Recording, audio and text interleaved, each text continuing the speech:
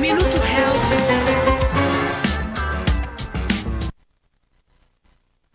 Música e informação na palma da sua mão. A Guardiã da Notícia. A Guardiã da Notícia. Bem-vindo à Era dos Dados. Você tem 1 minuto? Em 60 segundos, muita coisa acontece nesse novo mundo. E a sua comunicação não pode ficar para trás. É preciso se reinventar, ser relevante, conectar informação, estratégia, criatividade e resultados. Para tudo isso, conte com a Octopus. A gente faz essa conexão acontecer. Octopus, a sua comunicação na Era dos Dados. A Guardiã da Notícia. Música, Informação. A Guardiã da Notícia. Na palma da sua mão. Você já treinou em uma academia onde todo o seu time é formado por guerreiros? Loyalty Team Martial Arts, Jiu-Jitsu, Equipe Fight, Mestre Lourenço Filho, Muay Thai. E para aqueles que desejam perder as gordurinhas, definir o shape, treinamento funcional. Avenida Rio Branco 522, Mauá. Loyalty Team Martial Arts. A sua mente e o seu corpo conectados na mesma vibração. A Guardiã da Notícia. Música e informação na palma da sua mão. A Guardiã da Notícia. Rei do Mármore. Excelência em qualidade para pias, mesas, bancadas e até escadas. O melhor em pedras para o design da sua arquitetura. Cartela de cores arrojada e moderna, de acordo com lançamentos de mercado. Conheça já os nossos produtos e solicite um consultor para o seu orçamento. 011 95437 9514. Rei do Mármore. Elegância com a essência das pedras.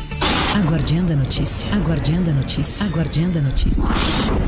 Saúde e beleza no Espaço Estrela. Para os seus cabelos, brilho das estrelas, reconstrução, hidratação e, é claro, a famosa escova. Especialista em tricologia dos cabelos. Agende já sua avaliação. 011 94933 1131. Rua das Figueiras, 2240. Bairro Jardim, em Santo André. Espaço Estrela. Saúde e beleza para os seus cabelos.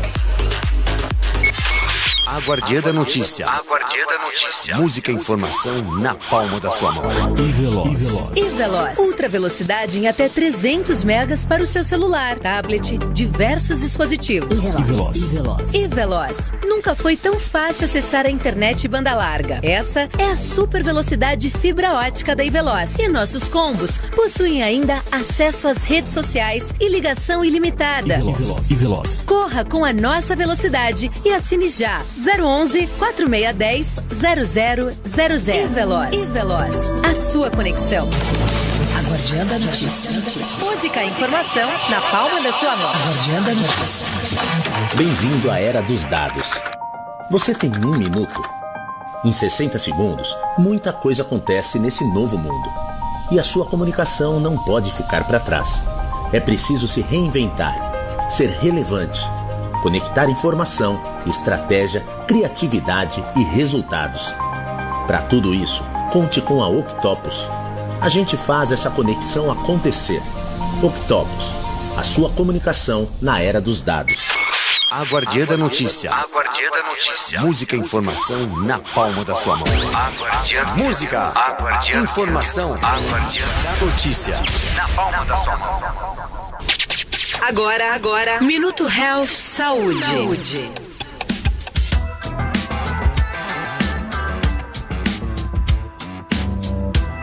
Muito bom dia, estamos aqui na Guardiã da Notícia, hoje com o programa Guardian Health, com o Dr. Antônio Carlos, endocrinologista, falando sobre Covid-19, quais os seus critérios de suspeita e diagnóstico. Muito bom dia, doutor.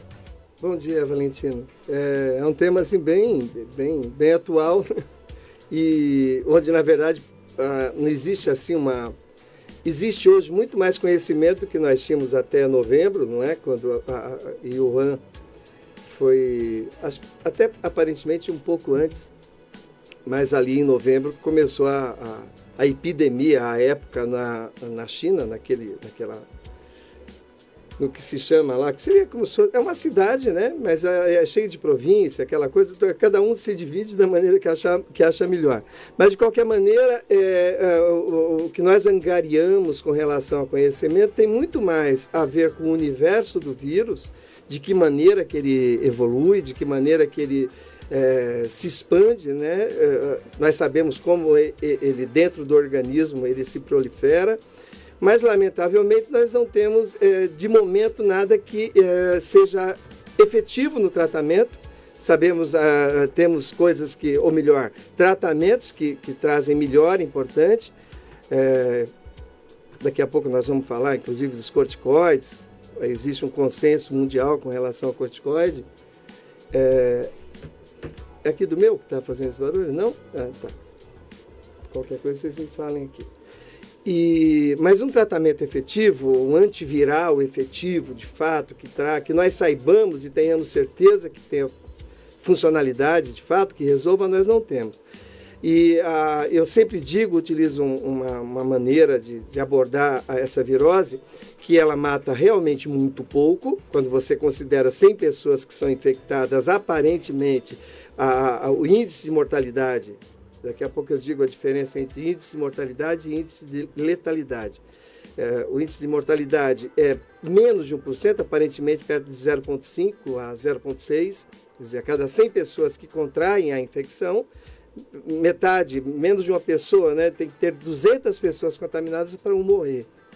Mas ela mata com arrogância. Se você não tiver uma estrutura montada para suportar essas pessoas que necessitam de ventilação mecânica, elas morrem em agonia respiratória. Isso é muito dramático. Isso aconteceu em alguns países, nós temos certeza que na Itália aconteceu.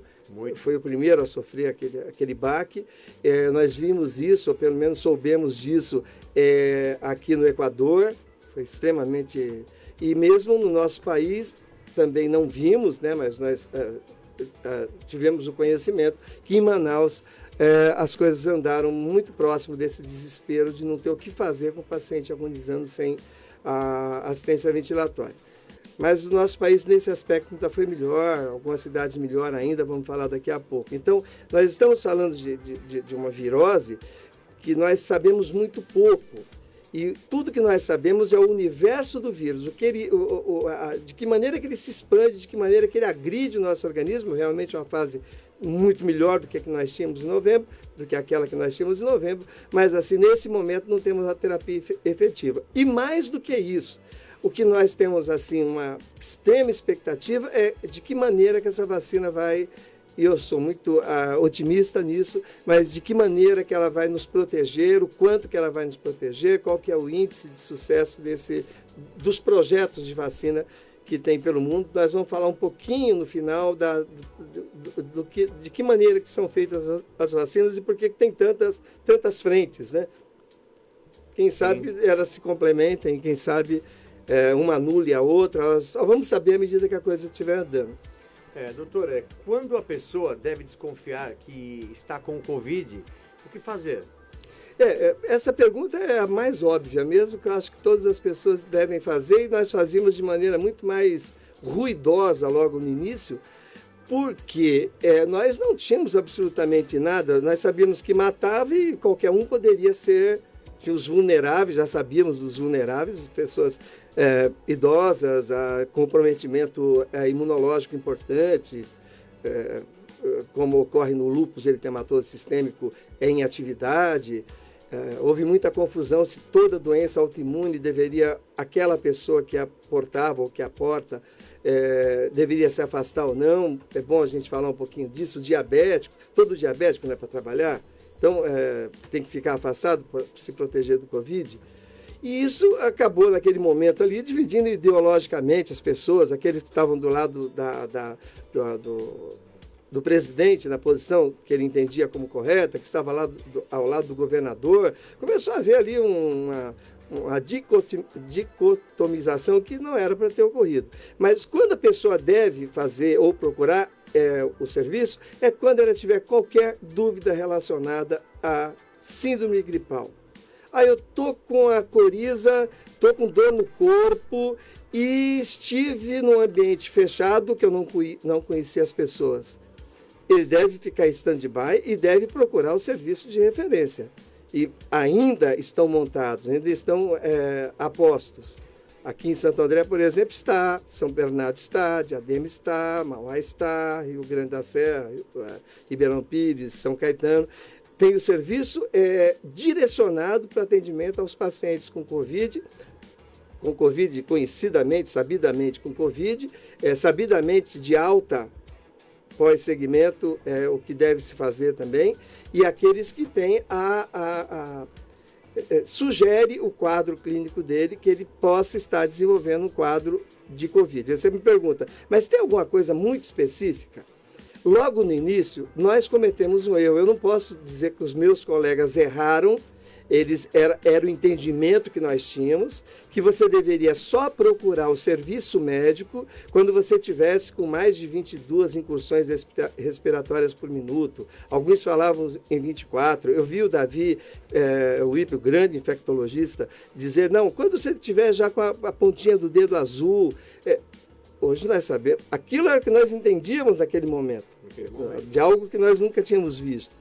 Então, na verdade, na presença de tosse, na presença de febre, na presença de coriza, na presença de dores no corpo, principalmente se você tem uma história de estar dentro de ambiente fechado, onde você não conhece as pessoas, ou esteve em contato com pessoas que tiveram um diagnóstico a posteriori ou imediatamente depois de Covid-19, a situação de dúvida, você deve procurar, porque nós sabemos hoje que quanto mais precoce for o diagnóstico, quanto mais precoce for os cuidados, quanto mais precoces forem os cuidados, mais chance nós temos de recuperação para aquele paciente. Então, a história de esperar, ficar com falta de ar, com os dedinhos azuis, as pontas dos dedos, né?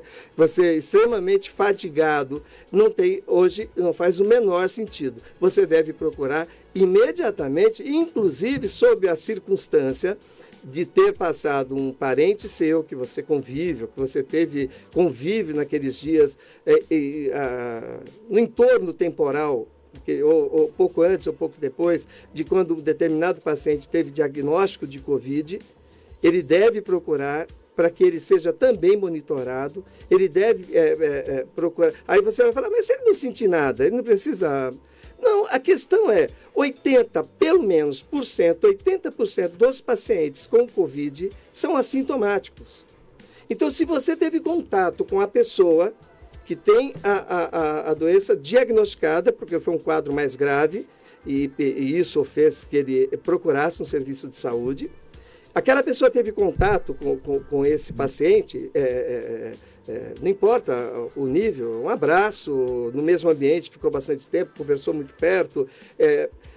A pessoa tem a obrigação por ela, provavelmente, se ela já está há alguns dias e não está sentindo nada, possa ser até que ela seja assintomática, que essa é a maior probabilidade, mas ele vai estar protegendo os outros, porque quando ele for pesquisado, quando for visto que ele não tenha, ok, mas a partir do momento que ele é diagnosticado, mesmo que ele seja assintomático, ele é transmissor, ele é um polo, é um foco infectante. Então, isso é muito importante, porque o que acontece? As pessoas, não, eu tive com fulano, eu conversei, poxa, caramba, ele já está entubado, não estou sentindo nada. Não estou sentindo nada, não quer dizer absolutamente nada. Ele deve procurar um serviço porque ele foi contato daquele paciente. E lá naquele serviço, o médico vai saber interrogar o período de contato, mesmo que ele esteja assintomático, em que momento que ele deve ser investigado, se ele deve ser afastado ou não do que ele estiver fazendo com relação à atividade profissional, ou mesmo à questão social, de que maneira que ele deve se isolar, ou por quanto tempo, ou o que deve ser visto. Então, o fato de você não estar sentindo nada, e você é um contato de alguém que tem diagnóstico, sabidamente teve diagnóstico, você tem a responsabilidade por você, no caso, pouco porque você estaria assintomático, mas principalmente pelo teu convívio, principalmente por eles, de protegê-los, de investigar perante o serviço de saúde, que está ainda, o serviço público está ainda praticamente em 70% a 80% direcionado para atendimento de Covid. Na investigação, na internação e nos cuidados gerais e no pós-cuidado também. Ou seja, estão a postos ainda, né? Porque ela persiste, essa doença, né? Ela persiste, nós vamos falar já disso, porque então, respondendo a pergunta inicial, quando que eu devo desconfiar? Sempre. a probabilidade de você ter Covid, ela ainda existe e aparentemente vai existir por vários meses. Se Deus quiser, até o momento que essa vacina seja realmente definida e nos traga essa proteção. Mais tarde vamos falar disso. Mas qualquer síndrome gripal é Covid até prova em contrário. Tem que ser, o pecado aí tem que ser pelo excesso. Temos que pecar pelo excesso. Porque quando nós pecamos pela falta de cuidado, poxa, eu não estou sentindo nada, você pode estar levando a um problema muito mais sério aos vulneráveis, o teu avô, o teu pai, uma pessoa próxima que tem uma doença debilitante, e você acaba sendo irresponsável. O que a gente sempre diz quando as pessoas, não vou usar máscara, não aguento usar máscara, não gosto de usar máscara, ou eu já tive o Covid, nós vamos falar daqui a pouquinho. Eu ia fazer essa pergunta para o senhor, doutor. Já pode fazer então. A pessoa pegou Covid, fez o tratamento, graças a Deus ela saiu bem, ela pode tornar a pegar essa doença de novo? Então, essa é uma pergunta que eu vou dividir em duas partes. Primeiro que, aparentemente sim, porque nós temos, pelo menos aqui no Brasil, 3 casos muito bem relatados. O de Ribeirão Preto, da enfermeira do hospital universitário, posso estar errando o hospital, mas é ligado à rede pública. Sabidamente, ela fez RT-PCR 2 vezes e tinha negativado 1. Então, ela teve, nós vamos falar dos testes, eu acho que você vai perguntar daqui a pouco, né? O diagnóstico, o padrão ouro para diagnóstico de Covid-19 é o RT-PCR. É você colher material da orofaringe e investigar, replicar o material genético dele, para você certificar. Isso demora, é muito caro, é a questão dos insumos, mas esse é o melhor, para ter certeza, né? E nós temos um caso definido em Ribeirão Preto de uma profissional de saúde, uma enfermeira, que eu digo que é ligado ao hospital público, mas acho que é o hospital universitário da Universidade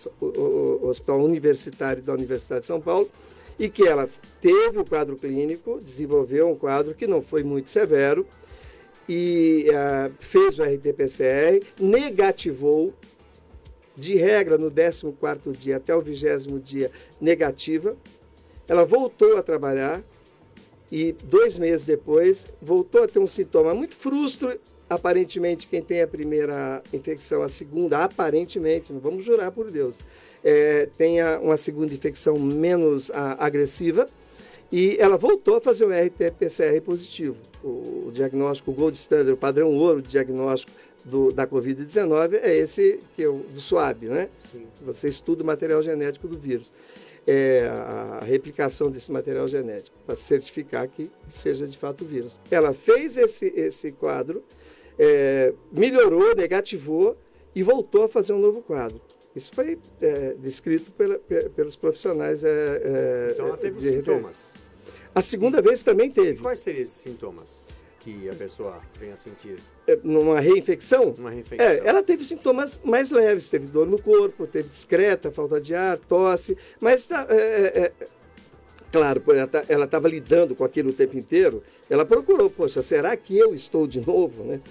Sem dúvida foi isso. Mas ela evoluiu bem, ok. Talvez essa segunda infecção não seja um caos. Talvez, sempre talvez. Porque daqui a pouco a gente vai defender a vacinação, né? E sempre talvez, nós não temos certeza de nada. Agora, o mais interessante, Valentino, foi um estudo que saiu no Globo do Rio, no jornal O Globo. Há 3 dias atrás, feito pela Federal, o Fundão, a Escola Universidade Federal do Rio de Janeiro. E pelos cientistas de lá, o FRJ, na ilha... Eu estou falando Fundão porque é na Ilha do Fundão, né? Sim. E ele demonstrou uma profissional de saúde também, que teve um quadro inicial, isso há 3 dias atrás, há 152 dias atrás, no 4º dia de sintoma, porque tem um período de janela para você pesquisar esses negócios aí de teste sorológico, de RT-PCR, é o que nós vamos falar daqui a pouco. E ela tinha uma sintomatologia, dor no corpo, discreta falta de ar, tosse, é o que eu disse. Até prova em contrário, você tem que descartar a Covid. E no hospital, né, da universidade, foi investigada, afastou os 15 dias. E lá eles já tomavam como critério para retornar, fazer o RT-PCR. e se não o fizesse, não retornaria. Fizeram, ela continuou positiva. Acharam estranho, 15 dias depois, porque a Organização Mundial de Saúde, ou melhor, todos os serviços, falam que a partir do 10º dia o paciente assintomático, em tese, é um paciente potencialmente capaz de retornar ao trabalho. E ela fez com 15 dias, com 20 dias, 152 dias ela permaneceu sem sintoma nenhum a partir teve inicialmente as queixas que protagonizaram o quadro clínico para que ela fosse investigada para isso. Para a Covid-19 foi feito o diagnóstico, evoluiu como deveria do ponto de vista clínico, quando a coisa não evolui para o lado errado, foi para casa e ficou sendo avaliada pelo serviço e por esses cientistas que já estavam fazendo estudo. E nessa edição do Globo, que eu acho que foi da quarta-feira, na pior das hipóteses foi na terça, tinha 52 dias que essa paciente permanecia com o vírus presente nas vias respiratórias. E aí você pode me perguntar, poxa, mas se ela não está sentindo nada, não tem problema não. Ela era infectante, ela era um foco de infecção. Onde ela estivesse, ela poderia contaminar outras pessoas. É isso. Exatamente. Muito se falou, eu vi muito infecto. É o que eu disse, eu não estou criticando, eu só estou fazendo uma avaliação, até porque eu, como todos, nós estamos vivendo de observação. Mas muitos infectologistas, eu li, inclusive em revistas estrangeiras, diziam que o que nós víamos naqueles pacientes que ficavam com RT-PCR positivo, 20 dias, 25, 30 dias depois, era restos virais que ficavam meio que acoplados na parede do sistema respiratório superior e, por isso, dava positivo, mas de um vírus já inativado. Esses cientistas da Ilha do Fundão, da Universidade Federal do Rio de Janeiro, mostraram que não. Ele replica em meio de laboratorial, né? Teve replicação, ou seja, ela era infectante e permanecia 3 dias atrás infectante. Então, nós temos a questão relacionada à reinfecção, certo, e nós temos a questão relacionada àqueles pacientes que não esterilizaram. Eles não têm mais a doença, mas não estão esterilizados do vírus. Eles mantêm o vírus na mucosa e infectando as outras pessoas, mas o vírus já não é mais capaz. Realmente ela está imune, mas ela está imune provavelmente alguma fase a imunidade tem várias fases, né?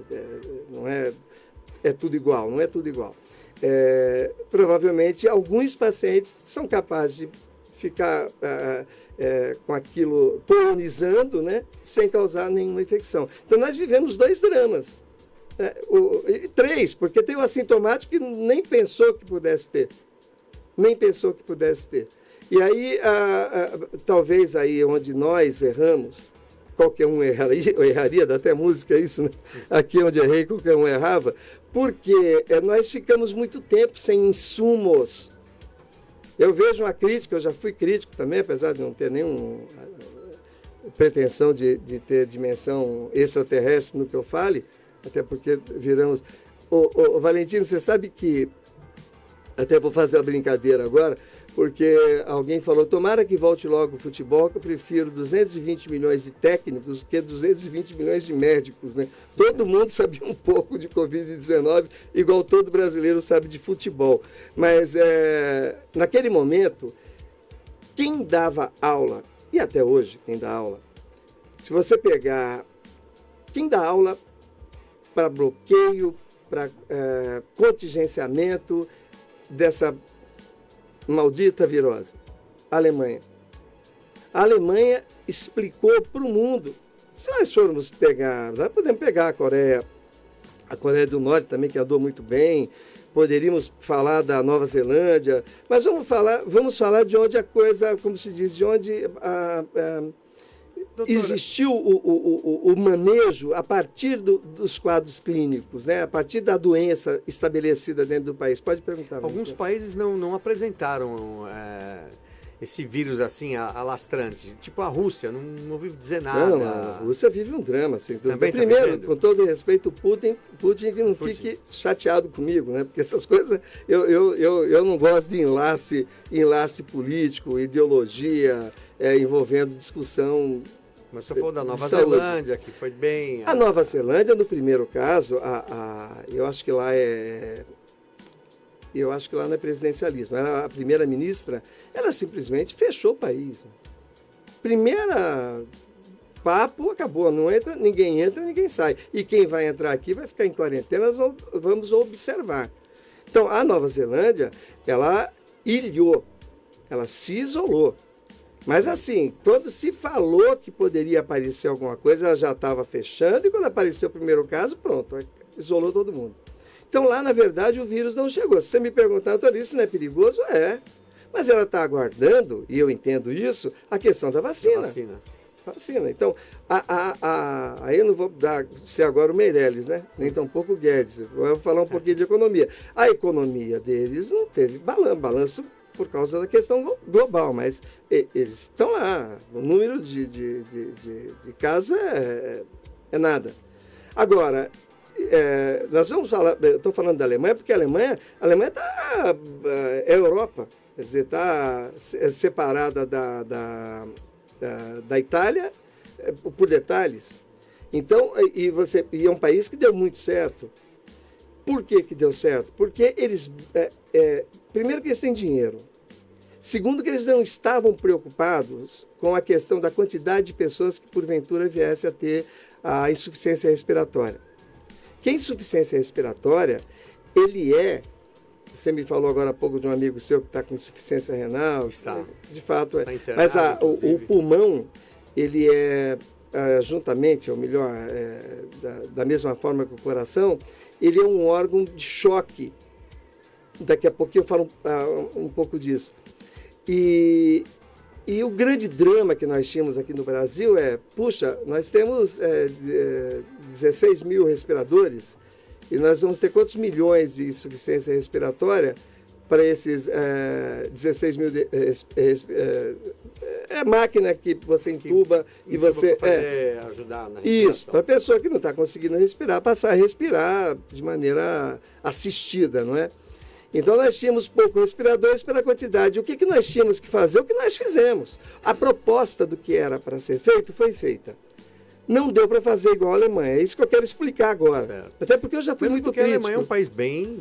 Sim, menor. Mas se falássemos a mesma língua, talvez nós conseguíssemos, mas também não só a mesma língua, mas também o mesmo recurso, que nós não tínhamos. Então, eles tinham e têm respiradores. Poxa, ninguém vai morrer sem a dignidade de ter sido entubado e, pelo menos durante alguns dias, ou às vezes meses, você tentar reconduzir aquele paciente para a condição de sobrevida.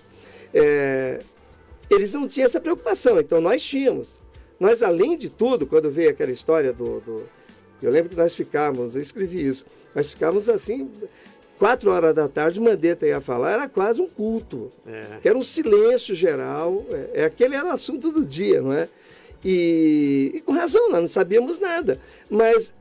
E aí teve o lockdown, que não foi o lockdown, fizemos mais ou menos, ok, até porque é uma questão de sobrevivência, também, infelizmente, tem havido essa coisa dessa briga ideológica, né? Então, andar sem máscara era tipo, eu sou desse lado, e falar bem da cloroquina, eu sou desse lado, falar mal da cloroquina, eu sou do outro. Mas não tinha nada a ver uma coisa com a outra, né? Infelizmente, foi conduzido assim, esse foi um equívoco grande. Mas assim, o que nós fizemos? Nós arrastamos os quadros, o número de casos. Então, hoje, o país inteiro é capaz de assistir, do ponto de vista ventilatório, qualquer paciente que evolua com a Covid-19. Em qualquer quião aqui do nosso país, eu tenho certeza, de alguma maneira, se o paciente procurar precocemente o serviço médico, mais que ele esteja numa região afastada, ele vai ser levado para onde tem esse tipo de assistência. Então, assim, nós, naquele momento, não podíamos ou não conseguimos copiar a Alemanha. Porque o que a Alemanha fez? Se você teve Covid, você vai ser internado, todos os seus contatos já vão ser isolados. Eu vou testar vocês, contatos, 2 vezes. Agora se tiver sintomatologia, quando tiver sintomatologia, eu conto até o 4º dia e já colho também. Ou se não tiver sintomatologia nenhuma, todos isolados ainda, eu vou colher entre 7 e 10 dias. Se não tiver, aí você está livre para tocar o mundo. Qual que é a questão? Quando eu faço, primeiro que é assim, é um exame super chato, tem que ser bem feito. Quando eu faço o RT-PCR, que tem, eu digo que é padrão ouro, mas não adianta eu fazer em qualquer momento. A Alemanha fazia em qualquer momento, primeiro por contato, mas depois os profissionais de saúde observavam aquele paciente. Ele ficava isolado, mesmo sendo negativo. Por que mesmo sendo negativo ele ficaria isolado? Esperando sintomatologia ou pelo menos o 7º ao 10º dia? Porque o período de janela para você colher esse RT-PCR e ter positividade é a partir do 4º dia de sintoma. Nem é a partir do 4º dia que você se infectou. Esse período entre a infecção, eu encontrei com você, estava com Covid. Daí até eu começar a ter sintomatologia, pode ser entre 2 e 15 dias.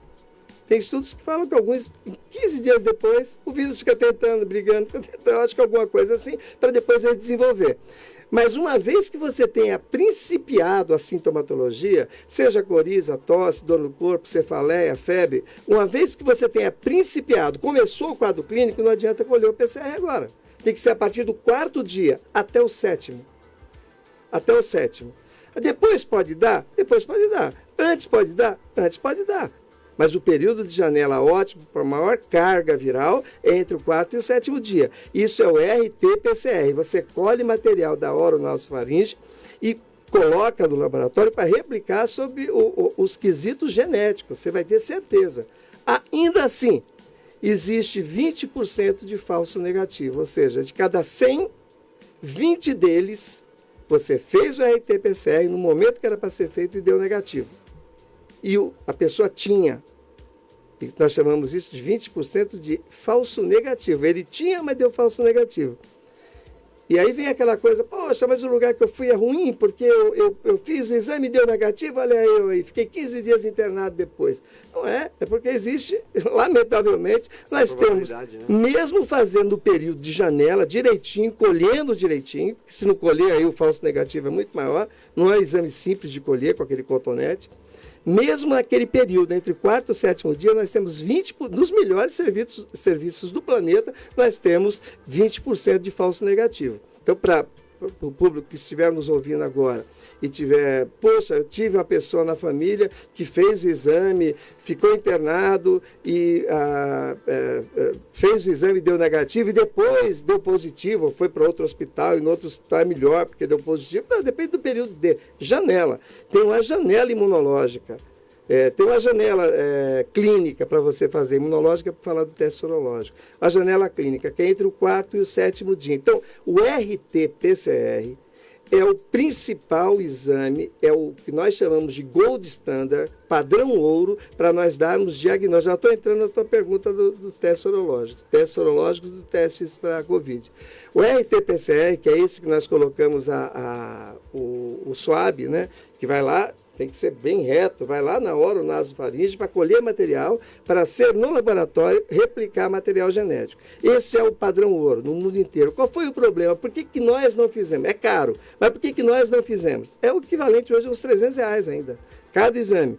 Por que nós não fizemos? Não foi por falta de verba, mesmo com essas brigas entre as esferas, o dinheiro veio. Não tinha insumos, não é no Brasil, não tinha no mundo.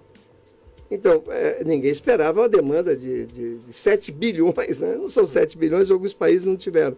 Mas, assim, ninguém esperava uma demanda de bilhões de pessoas necessitando fazer e ter todo aquele insumo para replicar o material genético de um vírus. Então, nós, apesar, naquele momento, teríamos disponibilidade de recurso de urgência financeiro, mas não adiantava mandar um avião para a China.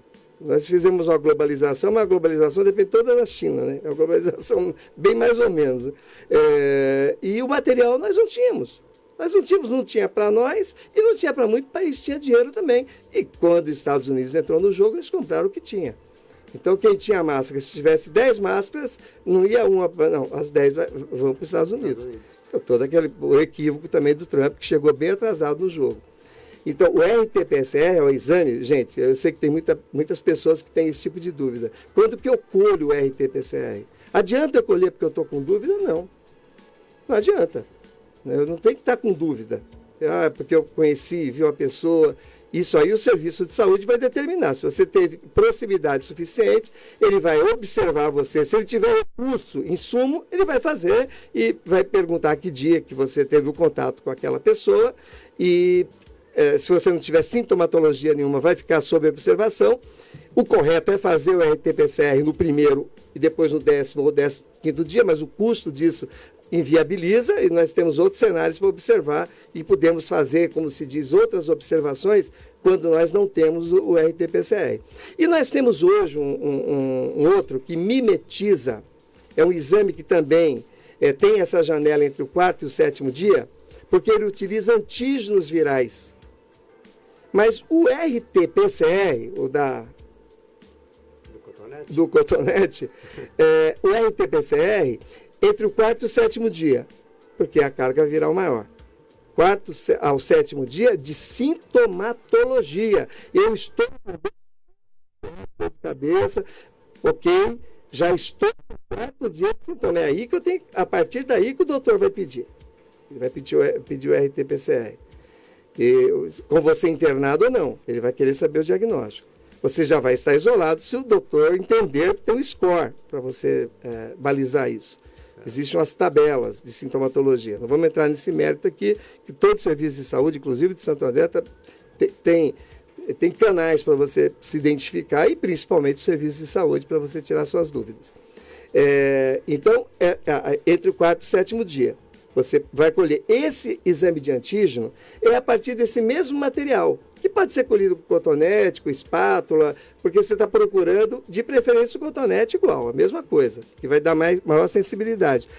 E você avalia, através de eu tenho a impressão que é quimioluminescência, você avalia se existe o antígeno do vírus ali. A sensibilidade, quando você diz sensibilidade, você quer dizer o seguinte: se você tem a doença, qual a chance desse exame dar positivo? Isso é sensibilidade. Especificidade é quando você não tem a doença, quanto que é a chance de não dizer que tem, de não dar o tal do falso positivo. É um jogo, aí não vou ficar ensinando esse treco agora, que vai dar dificuldade, né, de entendimento. Mas entre o 4º e o 7º dia, você faz esses dois exames. O RT-PCR, que de longe é o melhor, mas na falta dele, está se utilizando no mundo, Estados Unidos principalmente, o exame de antígeno, que tem uma sensibilidade menor, mas não deixa de ser um exame que auxilia muito o diagnóstico. Mas nem isso nós tínhamos aqui, agora chegou. Mas chegou 5 meses depois, né? Então nós não temos esse exame com essa facilidade. Isso é o que deve ser feito. O paciente tem o diagnóstico, procurou o serviço de saúde, o doutor encontrou motivo para estar validando as queixas dele em favor da desconfiança para o coronavírus. O doutor vai investigar, vai ver se é momento de colher o RT-PCR ou não, e vai procurar saber os contatos, que é o mais importante, tão importante, aliás, quanto ver o paciente, é ver esses contatos, porque boa parte desses contatos, mesmo contaminado, perto de 80% dos contatos contaminados, que tem o contaminado, eles estão contaminados, mas não expressam a doença, mas infectam os outros. Que esse é o grande drama, é a pessoa que não está sentindo nada. Eu posso desconfiar de você se você estiver tossindo, do jeito que você está aí, para mim você está absolutamente normal. E para as pessoas também. Então, mesmo você que poderia estar infectado, você, sem saber, não foi contactado pelo serviço médico, você inocentemente está transmitindo para outras pessoas. Então, aí que tem importância, por exemplo, que fez Santo André. Ainda com toda a dificuldade, aqui são 740 mil pessoas. Os serviços de saúde, todos estruturados para receber esse paciente, para dar o diagnóstico para esse paciente, e mais do que isso, o acompanhamento que eles fizeram. como fez São Caetano também. Em parte, depois São Bernardo também começou a fazer, mas o serviço aqui em Santo André eles começaram muito cedo, né? Essa perseguição, esse controle por telefone, esse controle, às vezes, até pessoalmente pelos agentes de saúde, foi feito de maneira muito intensa. Isso trouxe um resultado muito melhor para eles, sem dúvida nenhuma. Dentro da região hoje, eles têm o menor índice de letalidade. Isso é um pouco que a gente tem que falar, Valentino.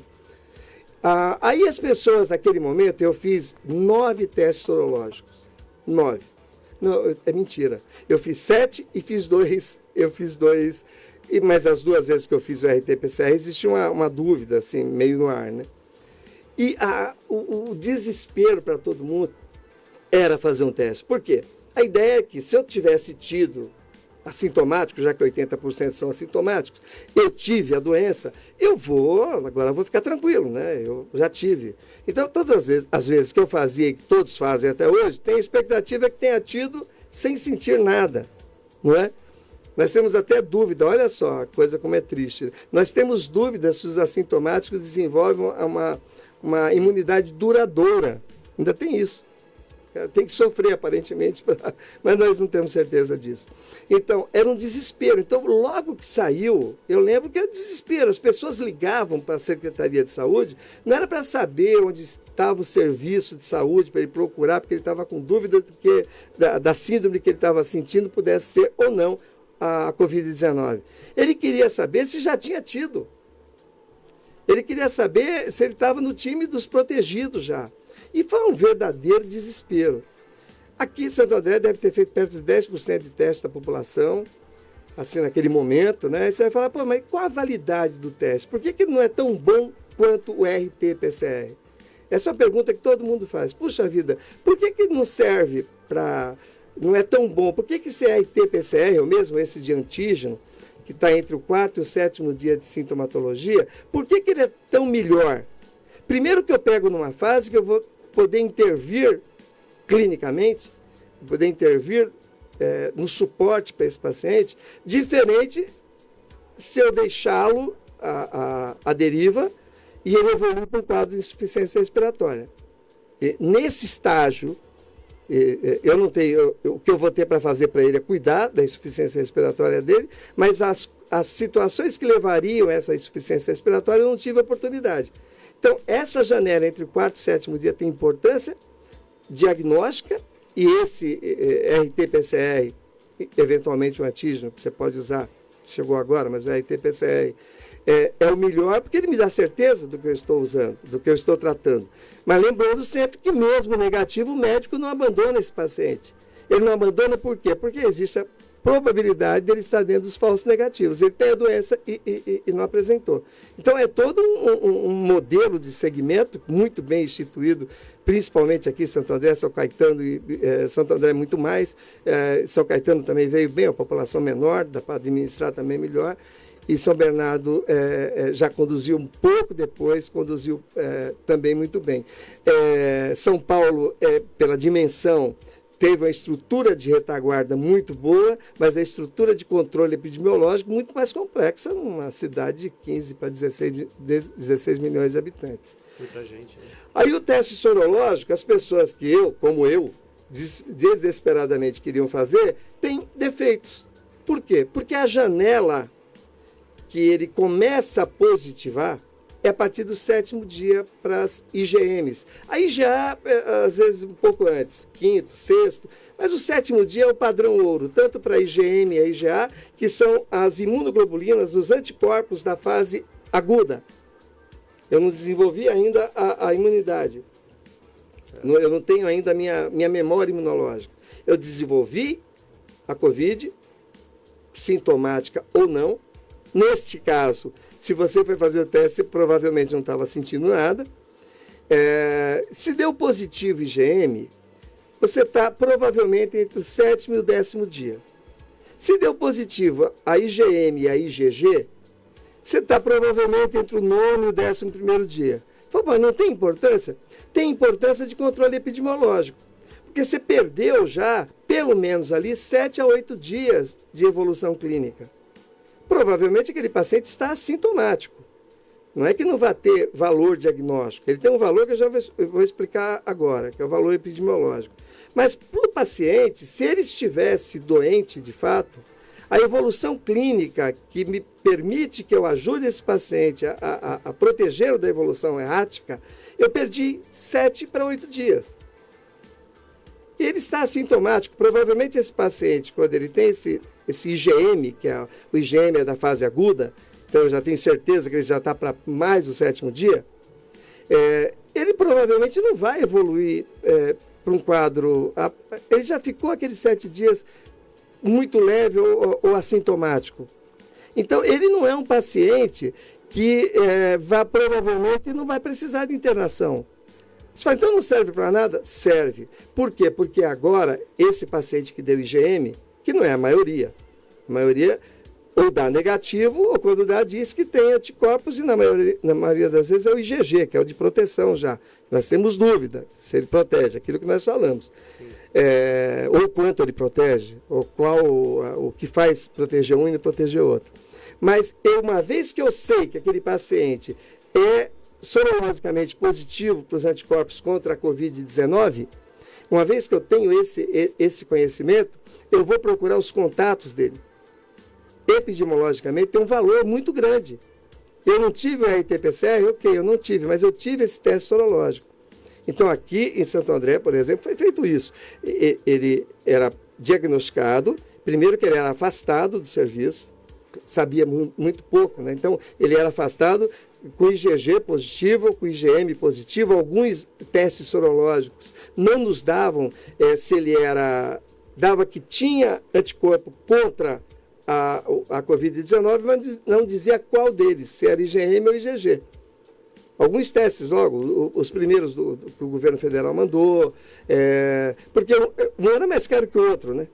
Então primeiro tentou, e depois foi barateando, mas no início era um drama, que todo mundo queria comprar e quem tinha fazia, todo mundo faz, né? Infelizmente, mesmo perante uma circunstância tão triste quanto essa. Começa a cobrar demais. E aí o pessoal segura, não vou comprar, e o povo querendo. Você veja a pressão que o gestor também passa, né? A gente fala, o pessoal se aproveita, o Rio de Janeiro, infelizmente, teve as coisas que nós ouvimos. Né? Lá.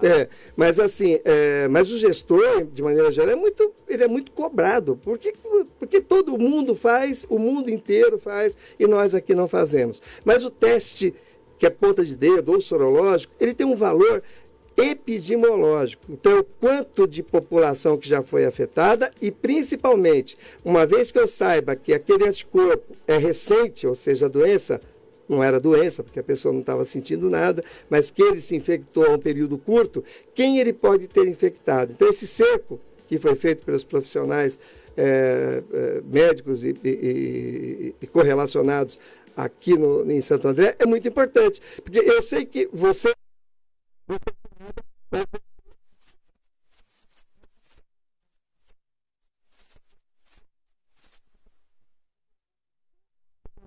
10 dias de evolução. Eu vou você mora, que foi um relacionamento mais próximo que você manteve, para que eu possa intervir, chamar essas pessoas para eu fazer também e prevenir. E isso diminui a linha de contágio, a maneira com que o vírus se dissemina. Isso tem importância fundamental. Então, os testes sorológicos, eles não são bobos, como todos falam. Os que querem agredir, né? Os que querem agredir é um teste. Como não serve? Aliás, vão ser esses testes que vão nos dizer depois quanto da nossa população, se nós pudéssemos fazer em todo mundo, quanto de nossa população já estaria imunizado, ou pelo menos assim, pretensamente imunizado. Nós não temos certeza. A história do tempo de imunidade, nós não temos certeza. Uma outra pergunta que o pessoal fala, gente, será que esse vírus não muta? Era a minha pergunta que eu ia fazer para o senhor agora. E aí o ano que vem é outra. Não, aparentemente sim, mas a base é porque quando você pega, por exemplo, o H1N1, a cada ano ele modifica, você tem que ficar juntando a vacina tem que ser atualizada. Quando você pensa no sarampo, não é bem assim. O sarampo você faz aquelas doses e a dose de reforço, em tese, você está protegido para o resto da vida. Aparentemente, eu não sou virologista, nem tampouco quero expressar conhecimento dessa dimensão. Mas, aparentemente, o coronavírus ele está entre os dois. Nós não temos exatamente tanta certeza de que maneira vai se estabelecer essa imunidade para o SARS-CoV-2. Nós não temos essa certeza absoluta. Então, é uma situação bastante complexa, porque que momento que nós podemos tirar as máscaras? Aparentemente, vamos ter que esperar uma vacina efetiva, porque o Japão, e o primeiro-ministro do Japão, aparentemente, também não sei, porque a gente lê jornal, né, teria caído por conta da condução pandêmica dele. Na verdade, o Japão não enfrentou nada. Teve lá 160 casos, 160 óbitos, depois evoluiu. Quando você vê a dimensão do país, eu vou te dizer por quê. O asiático, e eu já via isso na H1N1 em 2009, é máscara o tempo inteiro. É máscara para mal olhar. Eu lembro que, numa ocasião, o finado Michael Jackson, ele apareceu numa varanda. Tudo bem que ele tinha os problemas dele, que ele se tratava da dor, né? Ele já usava máscara. Todo mundo achou aquilo um absurdo. E hoje, depois de, acredito que são uns 10 ou 15 anos a mais, tá todo mundo na máscara. Mas o oriental já é assim. usa, né? Então, o Japão, porque queria fazer a Olimpíada, ele era o que ele tinha, era o escopo que ele tinha, era a base que ele tinha para dar um enrace, fazer aquela decolada da economia. Quando o país sabe utilizar bem, nós não soubemos, mas sabe utilizar bem esses grandes eventos, ele dá um salto, né? Sim. E ele insistia que tinha que fazer, ele não passava na cabeça do primeiro-ministro japonês transferir a Olimpíada, como foi feito. E o Japão se protegia já com máscara. Eu brinco que o japonês, para não falar o oriental, e o oriental como um todo é assim, boa parte, ele usa máscara para mal olhado. Se ele achar que alguém está com mal olhado, ele põe máscara. E é claro que se você diminui, você vai falar, poxa, Antônio, mas o pessoal usa mal a máscara. Ainda usando mal, estão se prevenindo. Está diminuindo a carga viral. O sujeito que está usando mal, mas põe no queixo, vira, mas quando está perto de alguém, põe a máscara, ele pode até não estar se protegendo, mas ele está protegendo o entorno dele. Por quê? Porque mesmo que ele tussa, mas vaza menos. Você entendeu? O universo viral ele é resumido, ele fica mais para quem o possui do que para quem está no meio daquele infectante, no meio ambiente que aquele infectante está. Então, assim, a máscara não tem a menor dúvida, e aí houve um equívoco muito grande da Organização Mundial de Saúde. O Japão fez isso independentemente da Organização Mundial de Saúde dizer para fazer ou não. Mas, por outro lado, quando nós passamos a fazer, eu não tenho a menor dúvida que foi um dos motivos de fazer com que nós tenhamos arrastado a velocidade infecciosa. E aí nós demos condições, com os hospitais de campanha, Santo André é uma referência internacional, né? São Paulo é uma referência internacional também. Positiva, né? Tem as referências internacionais negativas. E claro, você deu condição de receber aqueles pacientes que, porventura, e não teve jeito, desenvolveram a doença e a forma grave, ou pelo menos clinicamente importante, da Covid-19. O mundo sofreu demais com isso, nós não temos a menor dúvida. Agora, a única coisa que nós podemos fazer com relação à condução pandêmica é isolamento social, claro, hoje parcial. Os dados eles vão protegendo determinadas liberações, e o uso de máscara. O uso de máscara até o dia que sair a vacina. Então temos que insistir no uso de máscara. Temos que insistir no uso de máscara. Né? Total. Eu vi que você estava olhando alguma pergunta, alguma... Não, tem pessoas que só estão agradecendo pelo programa, né? Dizendo que a pauta está muito boa. A pauta não vi aqui não, doutor. Graças a Deus. O senhor já tem falado que os sintomas perguntaram. Imunidade da produção das imunoglobulinas é diferente da imunidade celular dos linfócitos? É diferente, ainda que... Essa pergunta é o Ricardo Ribeiro. Ah, danadinho, é o nosso Ricardo. É porque nós temos duas imunidades básicas que elas se interrelacionam, na verdade. A imunidade celular, dada pelos linfócitos T, e a imunidade humoral, que é de substâncias, humor de substâncias, né, de riso, né, humoral, que é dada pelos linfócitos B. Mas esses dois tipos de linfócitos, eles, na maioria das vezes, se complementam. Então, o linfócito B produz a imunoglobulina. A imunoglobulina, principalmente para a resposta bacteriana, ela se acopla em chave e fechadura em alguma estrutura da bactéria, não estamos falando agora do vírus, da bactéria, por exemplo. Então, essa imunoglobulina, ela se junta e é como se fosse um dedo duro, avisa o linfócito T, que vem e engloba tudo. Então, essa é uma parceria linfócito B, linfócito T. Algumas imunidades são eminentemente celulares. A fúngica, por exemplo, doença fúngica por fungo, é eminentemente celular, enquanto algumas são eminentemente, que é o caso da viral, principalmente nessa circunstância, humoral, que é essa das imunoglobulinas. Mas a coparticipação dos dois tipos celulares é o que ocorre na maioria das vezes. Doutor, eu conheci pessoas que tiveram, isso é uma pergunta minha, e dúvida, inclusive, e os sintomas, como você já falou no início do programa, seriam dor no corpo, a gripe, aí passa a relacionar, inclusive, o olfato, que a pessoa não sente. Bom, na verdade, eu acabei não falando sobre o e, consequentemente, no final que essas pessoas tiveram, que eu tive umas 3 pessoas que eu conheci, e falaram que onde vem o problema respiratório. Seria um vírus inteligente, que ele vai nos finais, assim, para poder derrubar de vez a pessoa, no meu entendimento, eu estou dizendo não, assim. Acabou que nós não falamos assim muito de como que ele age. Na verdade, é muito mais a reação, a nossa reação a ele do que ele propriamente. São semelhantes, né? Porque eu vi 3 pessoas falarem a mesma coisa. Agora, a anosmia, perda do paladar, perda gustativa e não sentir o cheiro, é algo que ocorre, fala-se em 25%, em 30%, 40%, não é muito mais que isso, mas isso engrandece demais a probabilidade em favor da doença. E também não é o fato de ter anosmia e falta de paladar que torna a doença mais grave, mas torna mais típica.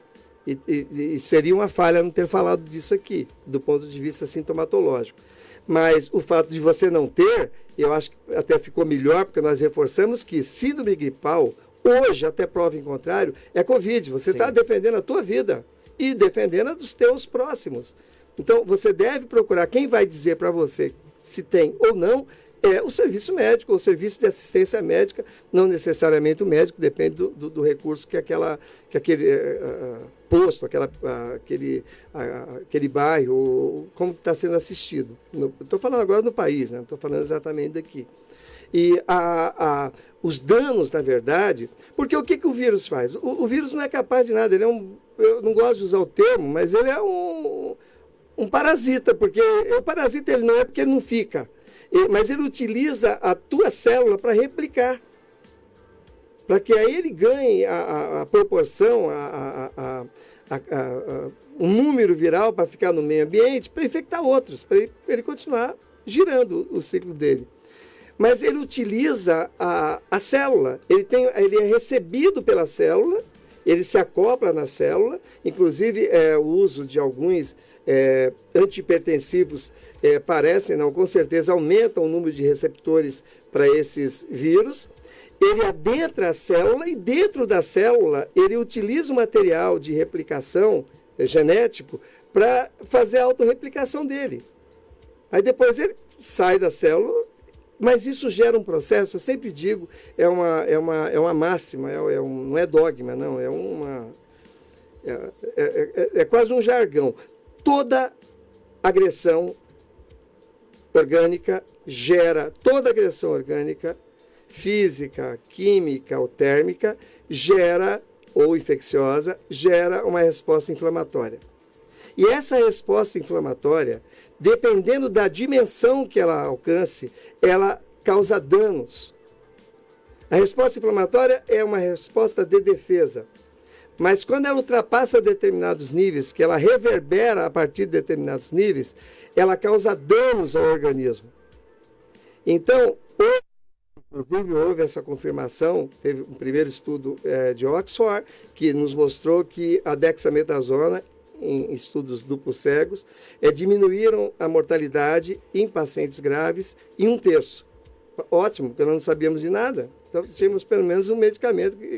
Mas só era um estudo. Agora tiveram mais 3 estudos, saiu no New York Times antes de ontem, de 3 centros diferentes, confirmando, inclusive em Massachusetts, confirmando que, de fato, o uso de corticoide, e não só a dexametasona, ainda que esse seja o principal corticoide, diminui a mortalidade em 1/3 nos pacientes graves. Eles só não conseguiram dimensionar ou ver validade o uso da dexametasona nas condições mais leves da doença. Tem um time, aparentemente, para você utilizar a dexametasona, o único medicamento que se provou eficaz na diminuição da mortalidade da Covid-19. Se a cloroquina, não vou entrar no mérito, nenhum estudo confirmou. É provável que em alguns casos ela tenha validade, em que outros ela traga mais prejuízo do que vantagens. Eu não vou dizer que ela não tenha princípios que possam ajudar, mas os estudos demonstraram, em sua maioria, que não é um medicamento para ser utilizado. A ivermectina parece que trouxe alguma melhora, mas assim, do ponto de vista, para ser objetivo e que possa cravar que é para ser utilizado, os protocolos utilizam hoje a dexametasona ou outros corticoides, aí tem a hidrocortisona, aparentemente com menor eficácia, meticortem aparentemente com menor eficácia, que trazem benefício com relação ao tratamento da Covid-19.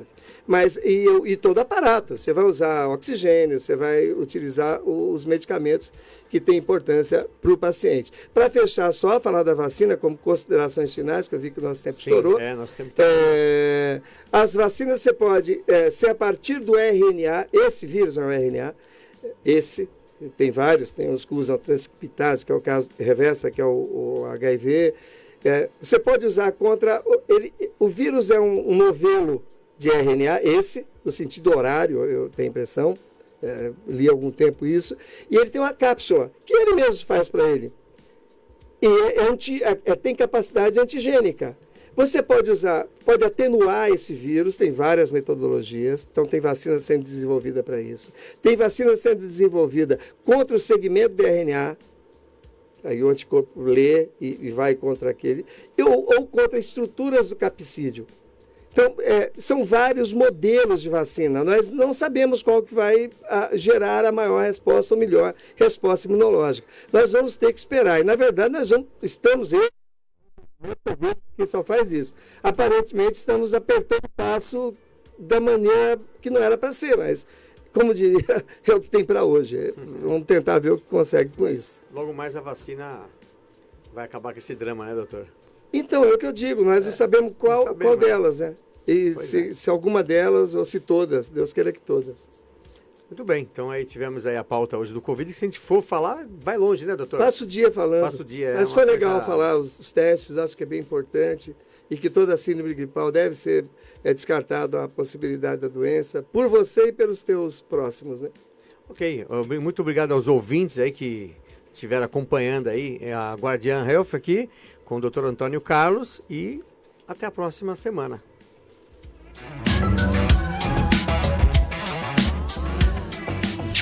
Minuto Health Saúde.